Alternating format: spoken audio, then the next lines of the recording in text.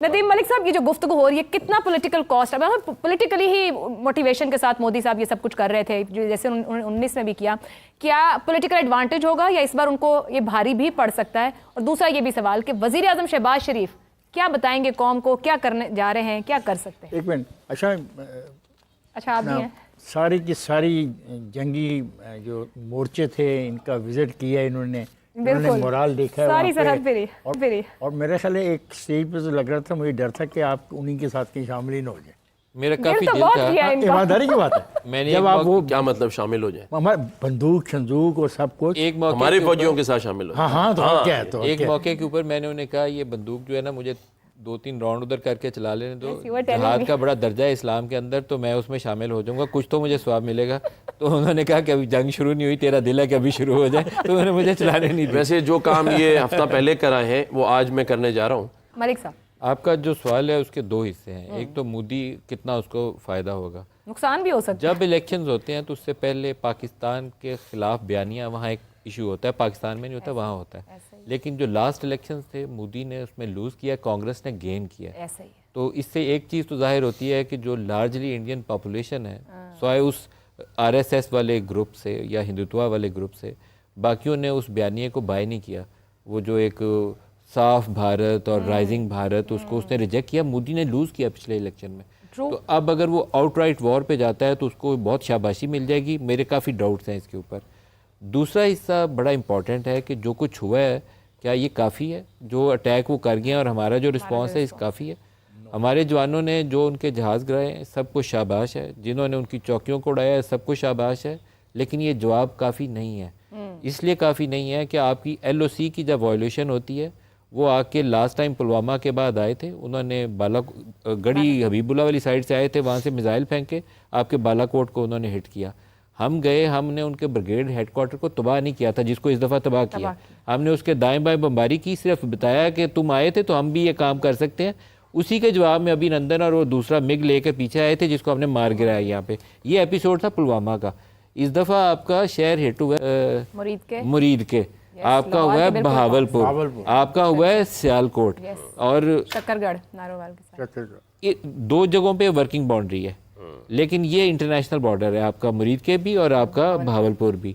और जब 2 शहर हमारे हिट हुए हैं तो मैं नहीं कहूँगा कि उनके किसी मंदिर को हिट करें, मैं नहीं कहूँगा उनके किसी स्कूल को, दरसगाह को, किसी सिविलियन को, अस्पताल को जाके मारे, उनके किसी खाली खेतों में दरख्तों के ऊपर जाके 4 मिसाइल मार रहे हैं।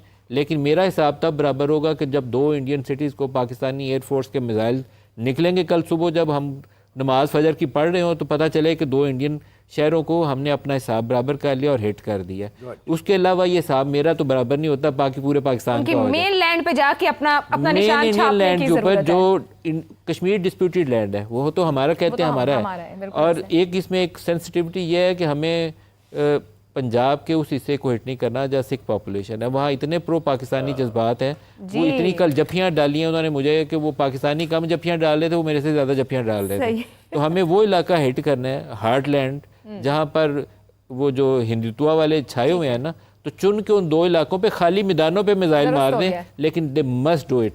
नहीं सरदार साहब आप भी आए साथ, तिसोरी साहब भी चलते हैं साथ, और मैं आप सबको साथ कंपनी देता हूँ क्योंकि पिछली दफ़ा मेरा शौक अधूरा रह गया है। तीनों चलते हैं। अब वो कैनन्स गई हुई हैं बॉर्डर के ऊपर, तो उनसे दरखास्त करते हैं कि एक गोला बटन दबाने का हमें भी मौका। अच्छा, आपको पता है मेरी पूरी फैमिली साथ आई हुई है। नदीम साहब, मेरा 2 साल का बेटा भी साथ जाएगा, 5 साल का बेटा भी जाएगा, बेटी भी जाएगी, और हम ये जाकर दिखाएंगे। आयशा को भी साथ लेके, ये जगह आयशा को साथ लेके जाना है, साथ चले। हमने ये दिखाना है कि तुमने जो भी मजाक हमारे साथ किया, हमारा बच्चा भी नहीं डरता। आज हम बॉर्डर पे खड़े, और अगर हमें इजाजत मिली तो हमें वहां आने में भी कोई दिक्कत नहीं है, क्योंकि ये जंग इस बार उधर वाले गायब ना हो गए, नहीं, इस बार जो जंग होनी है ना जी, वो पूरी कौम लड़ेगी, ये मैं आपको बता दूं। तो जंगे कौमें ही लड़ती इस बार हैं। हाँ, इस बार ये जो जज्बा उन्होंने हमारा जगाया है ना, ये हम पहले ही कह रहे थे कि प्यार करोगे तो प्यार करेंगे, आंखें दिखाओगे, बहुत कर लिया उनके नहीं, साथ। आंखें दिखाओगे तो हम आंखें निकाल लेंगे। ये सिर्फ आंखें निकालने का एक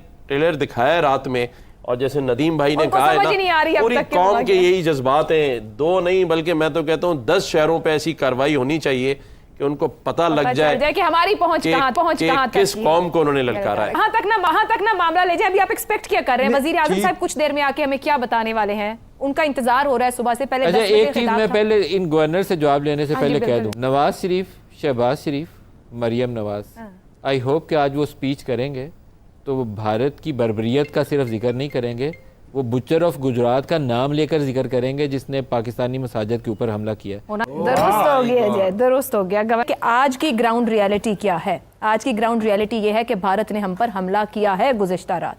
हमने अभी तक सिर्फ अपना दिफा किया है। आपको लगता है कि पूरी दुनिया से जिस तरह की मैसेजिंग की गई है इस खित्ते के लिए, क्या वहां पर तवज्जो की ज़रूरत है कि इससे आगे बढ़कर कुछ करने की ज़रूरत, छोड़ दिया गया है कि तुम जानो तुम्हारा काम जाने? देखिए, जो अमरीकी नायब सदर का बयान था वो बुनियादी तौर पर इस तरह के एक्शन को सैंक्शन करके गया था। उसने बोला था कि उस तरह का एक्शन लें टेररिज्म के खिलाफ जिससे एस्केलेशन जो है बहुत ऊपर ना चली जाए। अब उससे सब ने मुराद ये ली थी कि ये LOC के ऊपर कार्रवाई होगी जैसे पुलवामा के बाद हुई थी। ये सब ने एक अपनी ना अनरिटन अंडरस्टैंडिंग डेवलप कर ली थी कि LOC पे होना है कुछ, क्योंकि वो अब कह गया, वो DJ वैंस आके कह गया, तो अब तो ये बात तय है कि LOC का हिट हुआ है। लेकिन कोई बंदा ये नहीं था सोचता कि लाहौर का इंटरनेशनल बॉर्डर आएगा और उसके ऊपर आके कोई बंदा हिट कर जाएगा, आपको मुरीद के अंदर आके कर जाएगा। लेकिन अब वो एस्केलेशन लैडर में ऊपर चले गए हैं। उससे पहले एस्केलेशन लैडर में ऊपर गए हैं जब उन्होंने चुनाव का पानी रोका है। आपकी जो न्यूक्लियर डॉक्ट्रिन है ना, मैं बार बार एटमी हथियारों का नहीं कहता क्योंकि वो कोई समझदार होशोवास में बंदा एटमी हथियार का बटन नहीं दबा सकता। कोई पागल हो, आउट ऑफ हिज सेंसेस हो तो फिर वो बटन दबा सकता है। लेकिन हमारी न्यूक्लियर डॉक्ट्रिन कहती है कि अगर हमारी वाटर सिक्योरिटी थ्रेटन होगी तो हम न्यूक्लियर थ्रेशोल्ड जो है उसको एक्टिवेट करेंगे। मलिक साहब, क्या भारत उस तरफ हमें लेके नहीं जा रहा, पुश नहीं कर मैं रहा है जब आपको आपके बताता ये नौसेरी डैम को, इंफ्रास्ट्रक्चर को निशाना बना रहा है? ये दूसरा स्टेप था। इससे पहला स्टेप ये था कि उसने आपका चिनाब का फ्लो रोका और चिनाब का फ्लो 3 जो वेस्टर्न रिवर्स हैं वो हमारे हैं।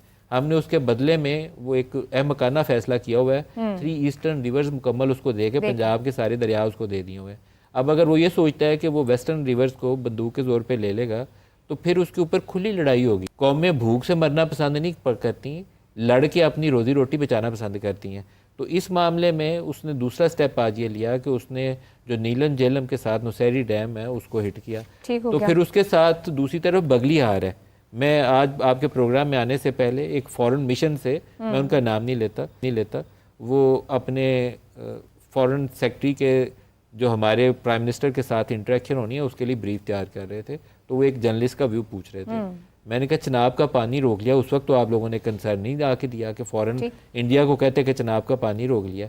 आज उसने वो नौसेरी डैम पे मारा है तो उसके डैमेजेस तो हमें लिमिटेड है। तो लेकिन मैं तो अपने प्राइम मिनिस्टर से कहूंगा कि जाओ जाके उधर बगली हार को उड़ाओ।